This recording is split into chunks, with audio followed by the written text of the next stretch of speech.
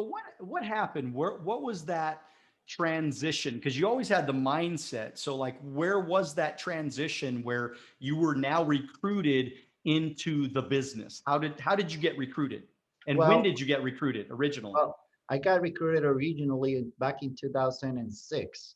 I was living in New Jersey. I was driving dump trucks. I was making like $6,000 a month, which now we were talking about money, right? $6,000 a month. And then I came to Georgia to visit a friend. And then, Alex Sanabria, Alex and Claudia Sanabria, they were division leaders at that time. His brother gave me his card because I was like, when I came to Georgia, I saw all of the houses and I was like, oh my God, this is beautiful. Look at these houses. And in New Jersey, everything is super expensive and it's old. So when I saw new construction for $150,000, I was like, oh my God, I want to come here, but not only come here, but start selling homes. What I have to do to sell homes? And they told me, you need to get a license. And I was like, oh, okay.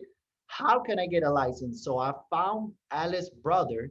He was listening to me. So he handed a business card from Alex and he said, hey, call my brother. He can help you getting the real estate license. And I called him immediately. He told me that, oh, sure, come over to my office. I'll give you an appointment tomorrow at 9 a.m. and I can teach you how to get a real estate license. So I went to his office, and the first thing he told me, I remember, he told me, you know what, nice to meet you. My name is Alex Sanabria. We don't do real estate license here, but we do something better. Let me show you. You should see my face. My face was like, this guy. I mean, and then when he showed me everything, I fall in love with the concept. I told him, Alex, you know what? I love this. I see something special about this. I'm going to go back to Jersey. And in 3 weeks, I'm going to pack and I'm going to move to Georgia. I'm going to start working with you. And that's how everything happens. I went back to Georgia, to Jersey, came back to Georgia 3 weeks after, and I started working in Primerica. So that's how I got introduced into the business the first time. And so that first round, what happened? What challenges did you have that kind of made you to get out of the business for a little while? What was that? What happened there? It was a little bit of everything. The first thing is in Georgia, we have a temp license, right? And you can have a temp license up to for 18 months. So first of all, I was licensed for 18 months. After that, I was out of business because I never went to take my license, my test. So I wasn't ready. I wasn't ready for the commitment that the business required. I wasn't full, I wasn't in love with the concept or of becoming a millionaire of financial freedom, all of the good stuff, but I was not ready to be committed to it. I was 23 years old at that time. And I remember that I loved more partying than studying, right? Going out with the friends, it- it- going out with the agents at the office. Like it was crazy. We were going out every single day, not doing appointments. We were doing the opposite of what they asked for us to do. So I knew it was my fault. I knew that I took full responsibility of my fail the first time. And this is a funny story, Daniel. I'm very afraid to prospect. You know, I'm a shy person. I cannot talk to someone on the street. I mean, that's my weakness point. I cannot do it right now. If you want me to speak to a stranger, I cannot do that. It would be like, it's frustrating for me. So, and I remember they told me, Carlos, we're gonna help you out. Let's go prospect. That was back in 2007, right? Let's go prospect. And I say, but where? And they say, let's go Home Depot. Let's do a contest. We need to collect at least 10 names. And out of those 10 names, whoever do more appointments, we're gonna get you to dinner. You're gonna win a dinner, a special dinner with the leadership of the company. I was like, yeah, let's go. I was a player. I was a pretender. I was pretending that I was a player. And we went to Home Depot and I was hiding on the restrooms because I was so afraid. And everybody were prospecting and I was hiding in the restroom. The worst part about this is that I was faking the names. I was like Daniel Alonzo, Carlos Leon, Marcena Avila, and John Smith. And when we got back to the office, I mean, this was bad. We get back to the office, and I was faking the calls, not only the names but the calls, because I don't want to leave. I don't want to be left behind.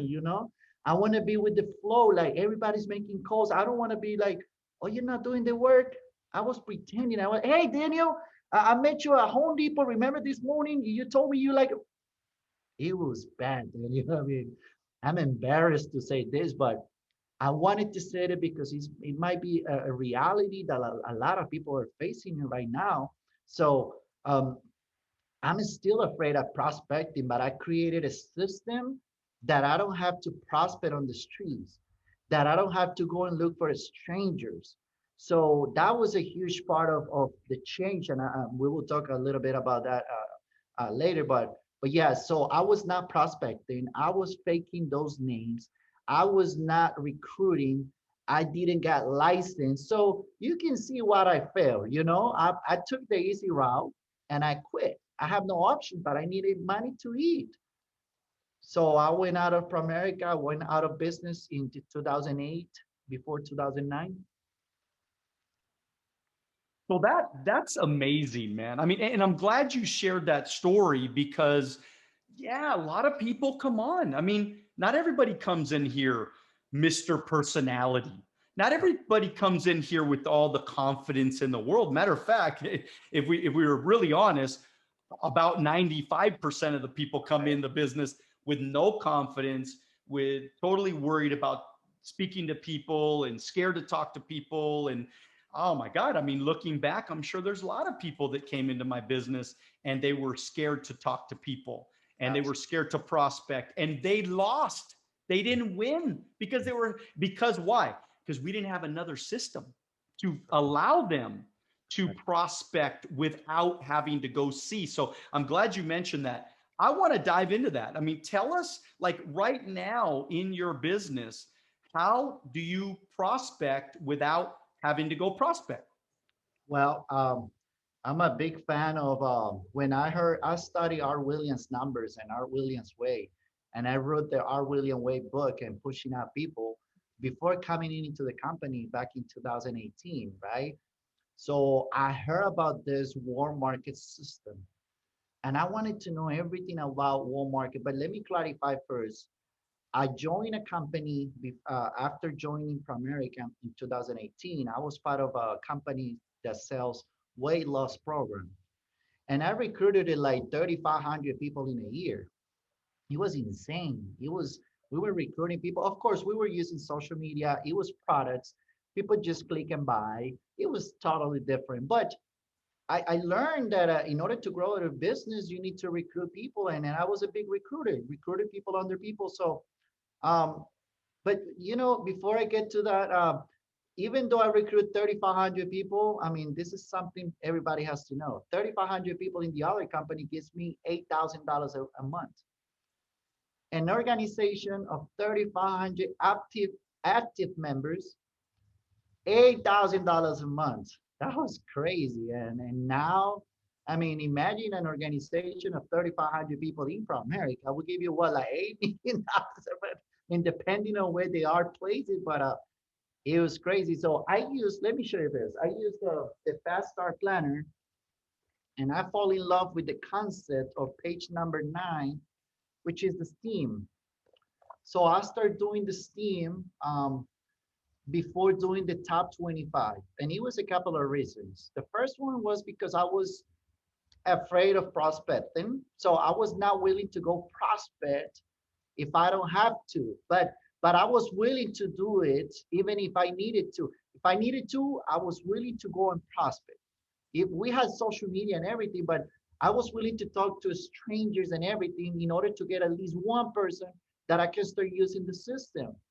So lucky for me, or I would say because it was what we were looking for, I recruited 4 people, 4. And out of those 4, we have recruited about almost 3,000 people in 3 years using this little fast start planner. And how we use it, we use the scheme first. And because I wanted to duplicate my agents first. So I was like, how can I get enough inventory that I don't have to go prospect anymore? And I found that if I get a recruit and I place 3 recruits under immediately, I will have enough inventory to work every day. And that was the deal that we made with my dad, because my dad was the one who brought me back in business. I didn't want it to come back in business. I fought with my dad when he told me about Primerica. That's another thing I have to tell you about it. But yeah, so and I we recruit 4 people. I start building under my dad, and I start building under another person who say yes. So I built 2 legs, and I start just recruiting and recruiting and recruiting people under people and more people and more people. So I'm always up to date. That's what I do all day. Recruit people under my people, create momentum under the team, creating little teams. You with him, you with him, you with him. You guys work together. Let's do this together. You go train him, you train him. So it's like it's magical. It's like moving. It's momentum maker. Is it? I don't know how to explain it, but like I have more people that I can handle all the time. I have agents, new agents all the time, because everybody fall into that. Like, oh, we need more recruits. And I was looking to, I know we have a couple of differences. A lot of people say we need to go wide, we need to go deep. I mean, everybody's right. Everybody's right. But when what we did was going deep on everybody, and through digging in those recruits, we found the stats. I never brought into the business a leader, never. I found it, I found them through digging in my recruits. So, And thank you for watching our short clips on Alonzo Academy. If you'd like to watch the next short clip, click here. If you'd like to watch the entire podcast, click here.